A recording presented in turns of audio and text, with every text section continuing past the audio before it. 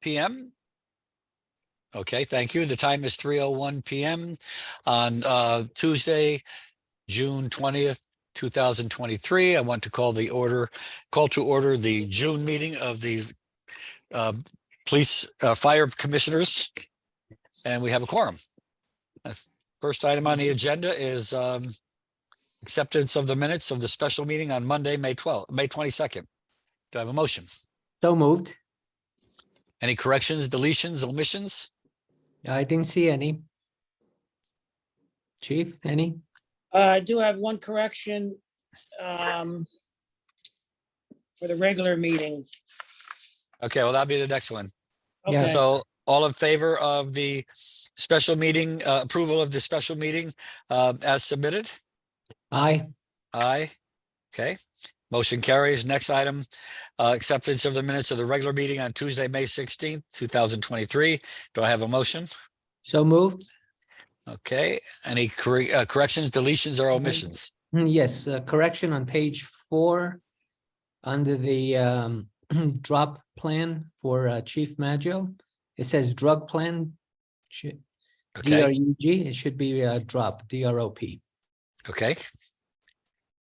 Any other corrections or omissions or deletions? Seeing none, all in favor of the minutes as corrected? Aye. Aye, motion carries. Action items, there are no action items. Fire Chief's report, Chief Gatto.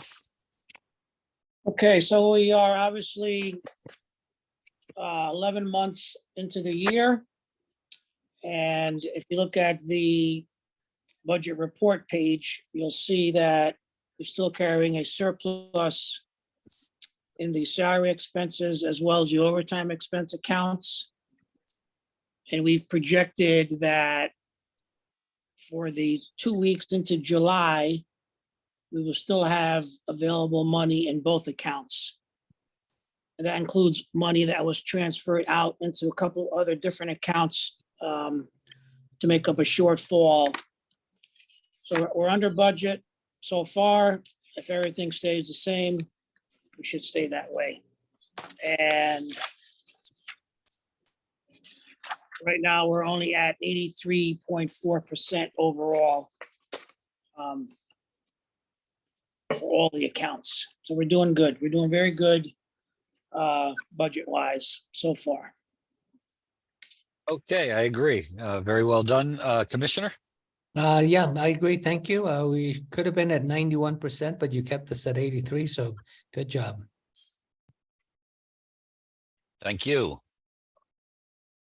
Next is the Assistant Fire Chief of Administration report.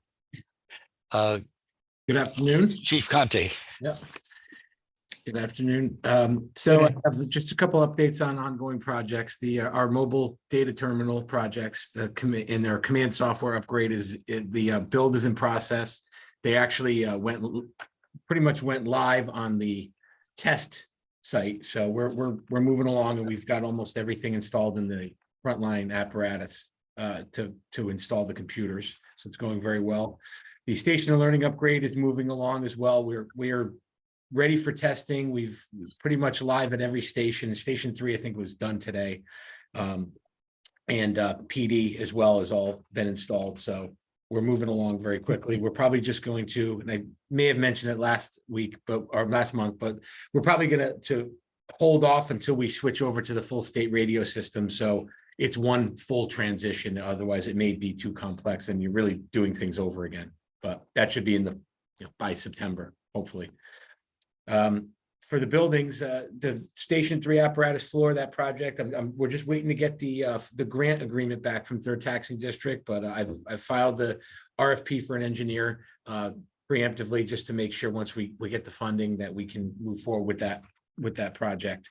The Station 5 roof, the project's completed. I did my final inspection with the architect today. And we're just kind of waiting on the warranty, but everything came out really, really well. I submitted a few pictures, as you can see. Everything is now fully replaced, code compliant, and it functions very well. The architect was actually very pleased with the contractor. He said he's definitely going to recommend them for further projects. So that went very well. The Station 3 bathroom renovation we're receiving that funding July 1st. Our bids, we went out to bid already. They'll be open next Friday, the 30th. So we had a pre-bid meeting, and we had 3 contractors that actually showed up to that.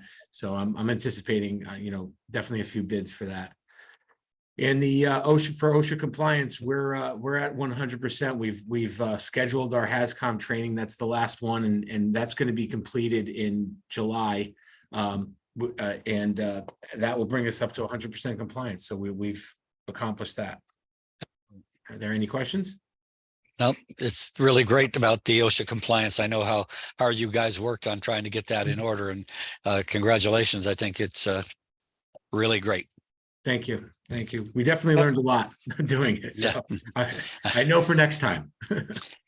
Congratulations go. for me also. Thank you. Any other questions or comments? Nope.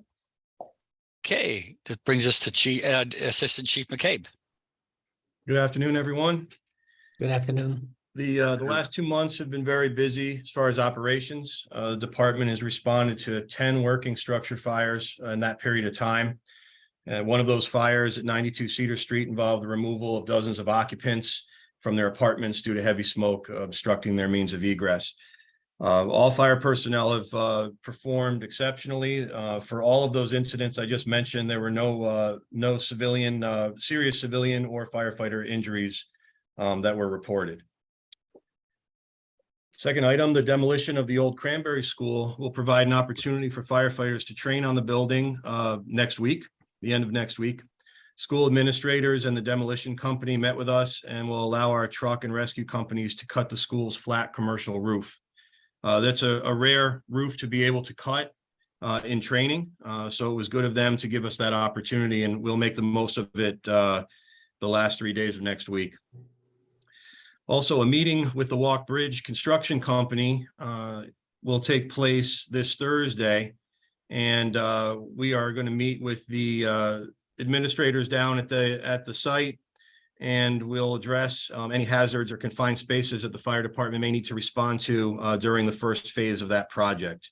And training and equipment will also be addressed, anything that might be necessary for calls as that construction gets up and running. As far as calls for the month of May, we are at 764 incidents, averaging 25 per day. We had 35 fires, including 8 building fires. And during a very dry period, we also responded to 17 brush fires. There were 72 rescues, most of which 45 were motor vehicle accidents with injuries, also 6 motor vehicle versus pedestrian. We responded to 445 EMS calls, 19 hazardous conditions, 23 service calls, 109 fire alarms, and 61 smoke scare / good intent. So cumulatively, from January 1st to May 31st, we are at 3,531 total incidents and 5,601 total responses. And you can see in the column there, that's up from 2022. So we continue to be busy. And I can take any questions. I have no questions. Very busy. Just an observation. I mean, I noticed that there's a continual increase percentage-wise. I don't know if my math is correct, but that's a 9% increase over the prior year. Mhm. And I'm assuming that the staffing has not changed, and therefore we're working harder with the same number of individuals. Would that be correct? That is correct, yes. Well, great job, and congratulations to everyone in the department for doing a great work. Thank you. Thank you. Okay. Fire Marshal's report, Fire Marshal Sawyer. Good afternoon, everyone. Okay. Good afternoon. May, we did 131 inspections. There were 13 notifications, 2 public ed events, 14 plan reviews, 12 liquor license inspections.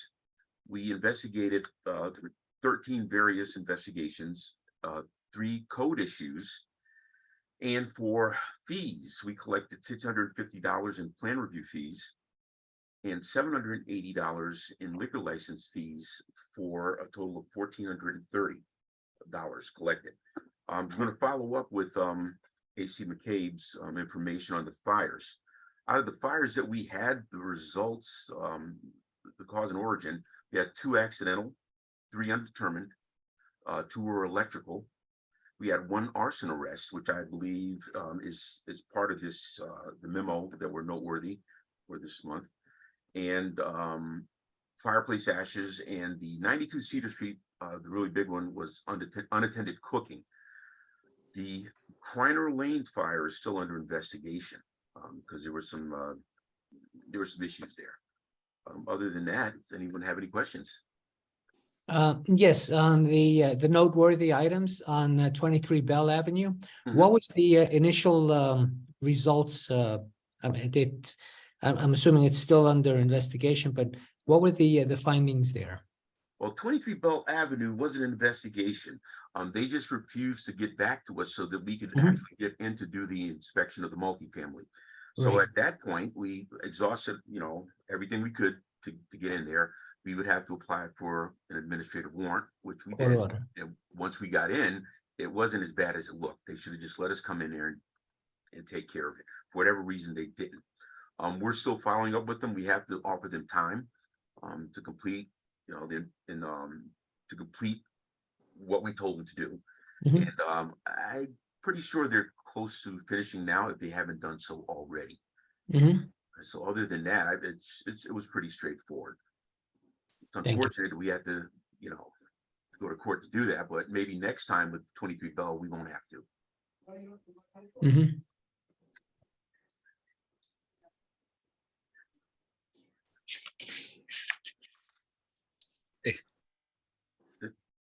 Any other questions? No.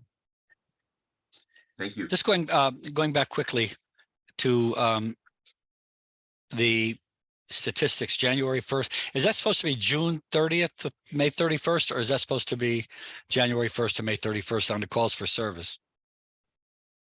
The calls for service? I'm sorry. No, I'm sorry. Assistant Chief McCabe. Okay. Yeah, so we're at the end, the cumulative statistics, Mr. Mayor? Yeah. Yeah, January 1st to May 31st. So year to date. Okay. Was there a typo on there? Well, it looks like in the first half of this year, you had 5,601 calls. I'm sorry, those are total responses. So we've had 3,531 incidents. So those are Okay. the calls, and then the responses is a higher number because for each call, sometimes you have multiple units respond. Gotcha. So you may have for one call for an MVA, you may have 3 responses because it's 3 vehicles. So Mhm. that's where the different number comes from. All right, great. Makes sense. Thank you. Emergency management. Great, thank you. So I did want to also touch on the 92 Cedar Street. Due to the number of residents that were displaced, initially the first night, there were about 15 that were housed by the American Red Cross. And then again, working with Vesta, which is the management company, they ultimately had decided to have all the units vacate while they were able to do a more professional cleanup service. So kind of the air scrubbers, everything else. So ultimately there were about 45 residents that were displaced for almost a week or so. We actually worked with community services, the health department, senior services, Vesta, Salvation Army, Meals on Wheels, and a few others I can't remember, to coordinate some of the services for those people that were displaced. Red Cross, of course. And then again, kind of followed up with the management company, making sure people were able to get in. Again, if there are services that were required while they were out, helping coordinate those services. So again, it really was a good partnership with both the management company, but then also on the city side with all the city departments working together to make sure that again, the needs of the residents were followed up on, because they were out for longer than we really had expected, and more Mhm. people were relocated than initially we would have thought. We did the hurricane briefing for the emergency management team on, I think it was on June 1st. So that was well received, and then sent the information as a follow-up. We have completed the work at Fairfield Avenue. So again, painting, furniture, so it can actually be used a little bit more often as overflow training space or meeting space. And then we had a meeting this morning for fireworks, and we'll work on that plan and get that out before the event on July 3rd. So again, that's police, fire, EMS, Parks and Rec, Public Works, and myself, working on coordinating that. So that's it. Thank you. Any questions, Commissioner? No questions. Thanks for the report, Michelle. Great, thank you. Thank you. That'll bring us to Training Division. Good afternoon, Mr. Mayor and Commissioner Struge. My name is Joe Capola, and I took over June 1st in the training division for Deputy Chief Maggio. So it's been a very busy couple of weeks. And some of the stuff that I'm gonna go over was stuff that was already in process with Deputy Chief Maggio, and some of the stuff that I coordinated. So currently, ongoing things, we have the wellness coordinator doing injury prevention and fitness training. I haven't had a chance to actually get numbers for participation at this time, but that's something I'm working on. We completed a man and machine extrication training. You'll see the photos I included in the report, where the members of the rescue company and the ladder companies participated in a pretty intensive 8-hour class. Each shift did it in one day. That included different scenarios that were people stuck in various precarious positions like impalements and crush injuries and things like that. So that was excellent training. The feedback we got from the members was all very positive, and despite the length of the training, it was very well received. We've been busy with new firefighter orientation. We have eight new firefighters that just graduated, 6 who graduated the academy and 2 who were laterals. And they've been working with their company officers. And I wanted to just mention, I've been getting a lot of good feedback on that. And our lieutenants that have been training these new guys on the engine companies have been doing a fabulous job with that. Some other stuff that we completed, DC Markowitz completed the orientation for those 8 firefighters in the first couple of days that I was here, actually, in the division. We completed active assailant practical field training with Norwalk Police Department and Norwalk EMS. That was a joint training held at the old Norden building site. We've been ongoing with tiller operator training, as that is, we're anticipating the second tiller arriving soon. So we're getting ready for that. Some of the things I have upcoming, we've actually, CPR refreshers is listed as item 2, but that has been completed. We're working on a roof rope rescue training program that I'm kind of working with the instructors to get that organized. As AC McCabe mentioned, we have flat roof cutting scheduled for Cranberry School. That is set for, I believe, next week. And that's a great opportunity. We have also possibility of getting a vacant building, the old Hatch and Bailey Lumberyard site. So that's being looked into. We have a schedule being finalized for heavy vehicle stabilizing and lifting class that I actually been working on today with the instructor. And I just finalized a schedule for propane truck demonstration with a company out of Trumbull called Rural Fuels. And they're going to bring bring a propane truck on site and go over that with the members. And that, I want to note, that training is actually free. There's no cost for that. And then finally, as AC Conti mentioned, The HAZCOM training, I finalized the schedule for the HAZCOM training department-wide for the week of July 10th through 13th. Very compressed schedule, and it was difficult to get it squeezed in, but we did. And I've been working on that with Craig Schmidt. And that's the report. Any questions? None for me, Commissioner. No questions. Thank you for the report and welcome to your new function. Glad Thank to you. have you. Yeah, and I will make a comment, like I mentioned before. The training is quite impressive. A lot of hours, a lot of time. And I think, when I look at the training from our fire department, you probably do as much or more than most fire departments. It's very commendable. You never can be trained enough. Thank you. I appreciate that, Mayor. Yeah. Next item on the agenda is correspondence. I see we have a letter from firefighter John Egan submitting his resignation effective June 30th, I believe it is. Yes. Okay, Chief. He's a 28-year career, and he is honored and privileged to work with extraordinary people throughout his career. Extremely memorable experience that he will remember forever, and he wants to make it effective June 30th of this year.